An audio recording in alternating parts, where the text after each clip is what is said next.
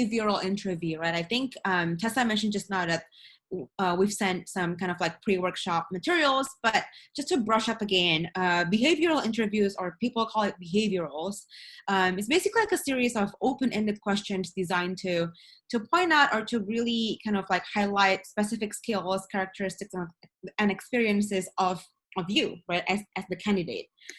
Behaviorals go by many names, usually in most companies, behaviorals are called like fit interviews. And then in McKinsey, if you're going to consulting, behaviorals usually the name is personal experience interviews, or PEI. Or some companies also call it like personal interviews. And so how do you know like what is behavioral, how does it look like in an actual interview? So I think like it doesn't matter, it matters, but like in most job interviews, even if your job interviews require some kind of case interview or even coding test, if you're applying for an engineering job, behavioral interview, think about behavioral interview as the actual conversation that you will be having with the interviewer about yourself, about your skills, about your experience. So how you might see behaviorals come about during your interview, it could be a full-on interview, like, okay, Claire, today you'll be coming to our office for a behavioral interview. Sometimes they really name it that way, like a fit interview or personal interview or PEI, and it can go on for between 30 to 60 minutes. It could also be an add-on. So let's say if today you are doing like a coding test or you're doing like a case interview, behaviorals can come either before or after the specific kind of like technical test, and it usually could last from like 10 to 15 minutes. The questions usually are very structured and traditional. So for example, like, hey, tell me about a time when you led a team. Or, hey, tell me about a time when you faced, adversity at work. But it could also be unstructured and like non-traditional. It was just kind of like a question that they throw at you, like you're having coffee with them, like at a coffee shop, which could be, like, how was your summer? Like, hey, I saw on your resume that you just got back from school in Europe. You've been in Jakarta for a year. How has it been for you? How do you like going back home or being back home? So that's like a very kind of like open-ended, not structured question. But again, like but like later on, we will go into how you should answer that type of question. So this is a section where, what are you looking for? If you think about it, like if you apply for jobs, right? Any jobs in any company, it's like, why would they have like a specific behavioral interview? What are they looking for? In general, there are two types of buckets. So target, skill, and experience testing, but also they're testing your structure. So on the left-hand side, or the first bucket, right? Targeted skill and experience testing is when they want to get to know more about you. You look really good on paper. Your resume looks amazing, and they wanted to meet you, get to know more about you, but they also want to seek information on specific skills and experiences that will make you a good employee, right? If you're applying for a job at Gojek, for example, like, they as the interviewers, as people who have been working for the company for a number of years, they want to make sure that, by interviewing you, especially in terms of like behaviorals, that they know that, this person can be a good employee at our company. So they're testing your communication skills, leadership, or they want to hear more about your leadership experiences.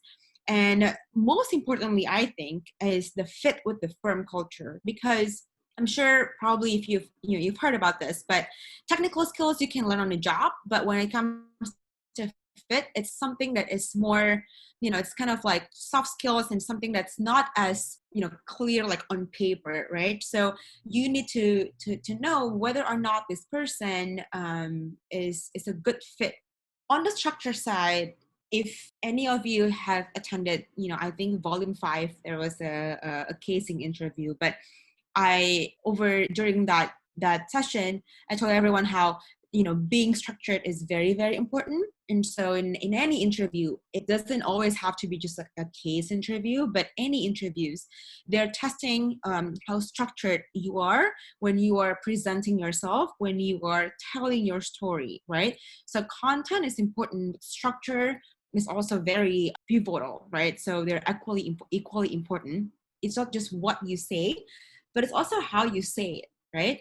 You need to present your stories in a logical, kind of like linear, structured way that is clear and concise. So like, imagine if you just meet a stranger, you don't know anything about them, and then you ask them a question, and the stranger is able to tell you their story in a concise, structured, forward, kind of like logical way of thinking that you, as someone who never really met this person before, can follow, and like can understand what this person is saying.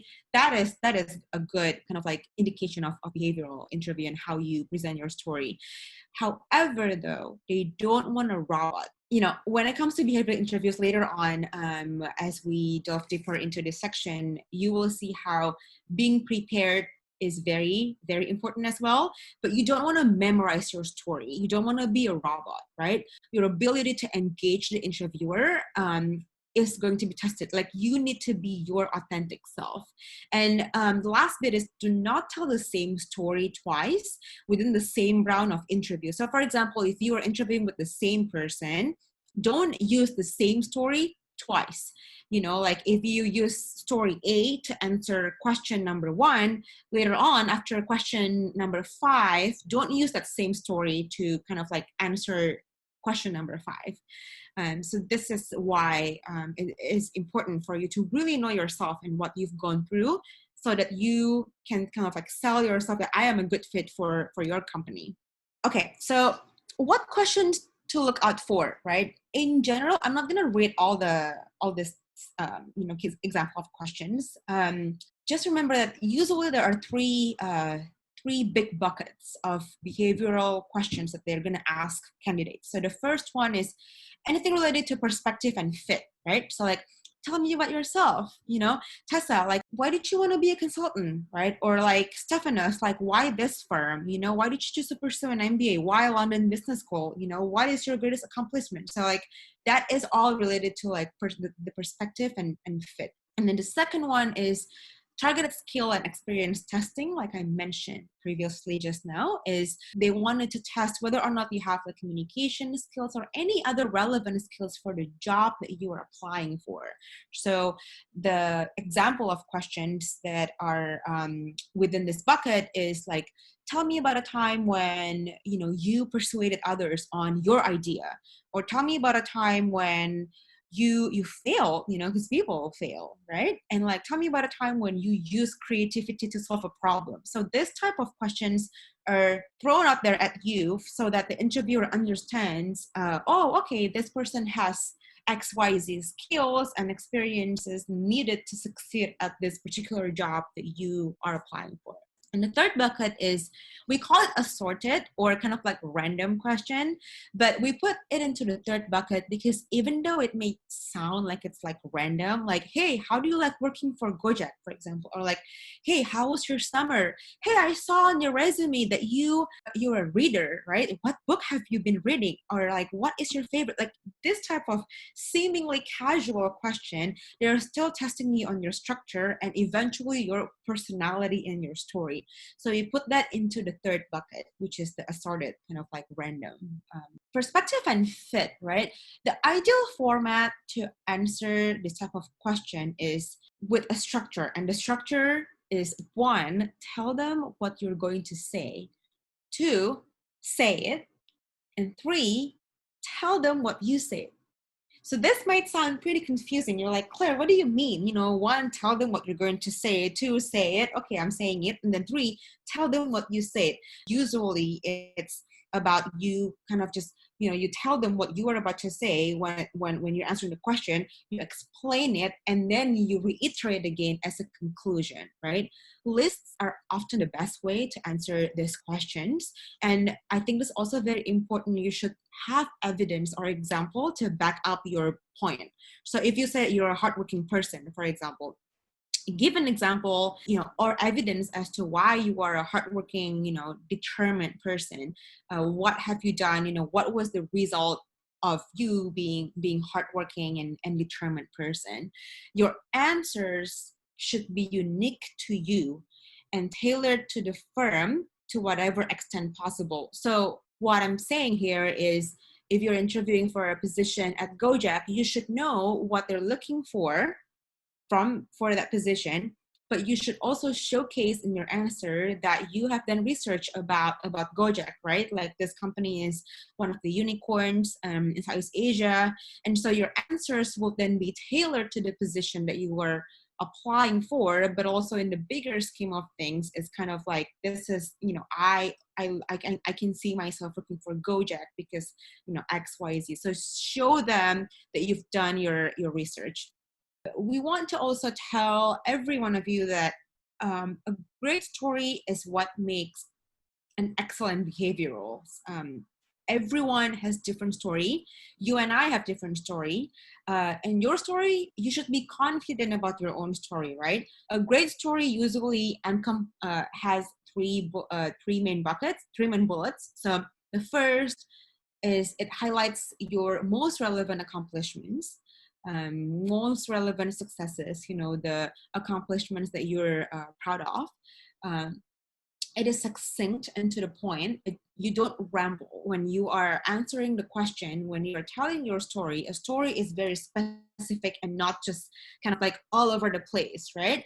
And the story has a theme that is different, right? It differentiates you from other candidates. It's uniquely you, right? So when you're highlighting your most relevant accomplishments, for example, you again wanted to illustrate, you want to highlight, you want to underline that skills and experiences that are directly related to the position that you're applying for.